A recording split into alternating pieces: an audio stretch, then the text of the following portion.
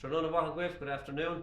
Now, from time to time, we've all met this. We might change an appliance in a kitchen, and the fitting of the new appliance might cause a little bit of alteration to be done to the existing kitchen.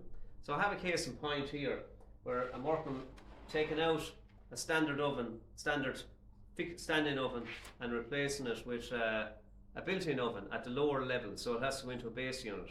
So they're minus the base unit. Now also, it's always might be an issue where you have to try and marry the base fronts and the doors. In this case, the client had a couple of doors and it's an older kitchen, and we need a base front that's going to go underneath the new oven there, and we'll also need a little panel that goes on the bottom of the unit. We'll see it on camera when we go to fit it. So just for the alteration, we need a new base unit. We need to alter panels, or we need the panels to match the colouring of what we had already in the kitchen, just so as it blends in. And we're also then going to be short a bit of worktop, because the old oven went up to worktop height and there was a worktop left and right of it. So in this case, we'll have a complete worktop going across the top, and then there'll be an inset hob going into the top of that with a new extraction system above it. So I'm talking the talk. We can show it when we go on site to do it. Where we can make up that little panel that I need at the bottom of the oven underneath it, and we need to make up a base front that'll match the base fronts running along in the line. So we've got these guys here.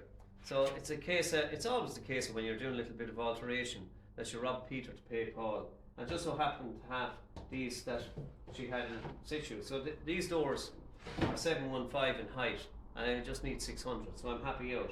What I have to do, of course, is I have to split these, and I have to take off the stiles. I want the style. I have 4 stiles, and I want to marry a couple of them together, so I'll get a plinth panel, and I'll also get the base front as well. So that's what I want to do there. Then the standard unit is going to be 720 by 600 wide to accommodate the new slotting oven. So we'll do that here, and we'll just show that made up, and then we'll pop it into situ on site, and we'll take it from there. So my first port of call is split these guys. I don't want to change the finish on it, by the way. That's the finish that's on it originally, so that's only a matter of cleaning it down with a bit of furniture polish and shining it up. So we'll keep the surface finish. I just want to join the edges. So this is enough to take me out of jail to match in with what's already there. There's this piece of worktop that's to one side of the unit that I'm going to rob that off a countertop that's further over on the left hand side in this particular property.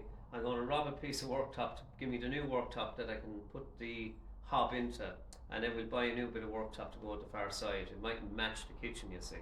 So these little alterations, it's just to show when we do have to make alterations how we just go about it literally. So I need a Augustinish, and now I've whipped the stiles off the doors. You can see them there. I'll put 2 together to make up the base front there, and we'll come back and trim it in the morning. In order to do that, I'm just going to put a couple of biscuits into it. I've got the other 2 stiles over here. I'm going to make them up then, and they'll give me the little panel at the bottom a little dummy panel at the bottom under the oven. So in order to do them, use my biscuit jointer just to keep them together. Causes a lot of little heat. There'll be a lot of heat around the oven there. I don't want them separating. So the biscuit will just ensure that that doesn't separate at any given time in the future. Couple of light marks there. I don't want to score the finish on this. So just put in 3 and just put light marks across that there that I can barely see. Come back. Okay, so I'm just going to put the biscuits into these guys now. Can't see the mark now. Yet. Check that with this guy here. That's right. And one more down here. There we go.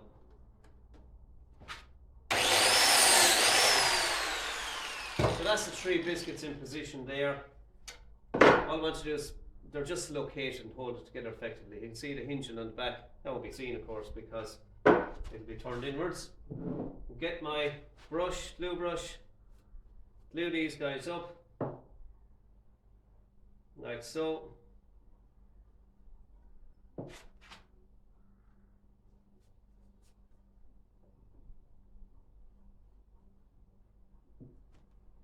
Now the biscuits are there just to keep the joints straight while I'm clamping them. Remember, the old finish has to be maintained on this simply because it's an existing kitchen unit, and I don't want to mess with the colour. So all it needs is a wipe of a clean cloth to bring it back looking like the doors that are in situ.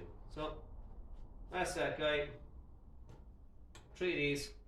Biscuit jointers, great concept, great tool. I use it quite a lot. Prior to that, we'd have to be running grooves into the timber and putting in what's called cross tongues. Show that in another video, the old way of doing stuff.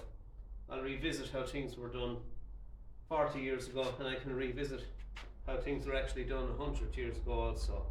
So I'm fortunate to have that experience, and I count myself fortunate. So we'll do the biscuit both sides there. Biscuit, lovely invention, simply because when it's in situ there, it's compressed beech. When you put the glue on it, put it into its slot there, and allow the two surfaces to meet. The biscuit expands inside it, and that creates a tight joint. So it's compressed beech that expands when you put glue to it. So in other words, it absorbs moisture from the glue, expands, and gives you a perfectly strong joint. Now I love the biscuit jointer, it's a lovely tool. There are other ones there like dominoes and so on, but I'm very happy. I don't have a domino. I just use the biscuit jointer here, and if I'm not using the biscuit jointer, I normally revert to the spindle molder or the router to do tracks or grooves, whatever the case may be. Depends on the job I'm doing. So whatever's necessary. Well, plan A is this, in this case. Now, these are just quick clamps, and actually you can buy these now in the discount stores. They come up, they're only designed for light clamp and pressure, which is exactly what we want here. So I'll clamp that up. You'll notice I have a wet cloth there to clean the glue off at any given time. So always, hygiene is always important when you're working the surface. Don't ever go gluing up stuff unless you're prepared for everything, every eventuality before you begin. So have cleaning material with you. I'll just turn that now ever so slightly, and turn this ever so slightly, and this one. And the reason for that, purpose for that, is I can get to the glue and wipe it off. Now a good thing, little pointer about polished surfaces. The PVA glue, polyvinyl acetate it's called, it won't stick to a polished surface, so it's easy to peel it off when it goes translucent, when it dries in other words. So that's a little positive. However, you don't want the glue building up on it there, so just rub it off. Wet cloth, take off that excess. Your hygiene is done, it's taken care of. There's your panel. I'll come back in that in the morning and just rip it down to size. It's going to be finished 150 base height, and it's going to be 600 millimeters long to close the gap at the side. I might leave it a bit longer because I'm not sure of the gap at the moment. So that's I have 715, I have 150 millimeters to play with. So that's that. Just going to do the second one, and then we'll come back on the unit.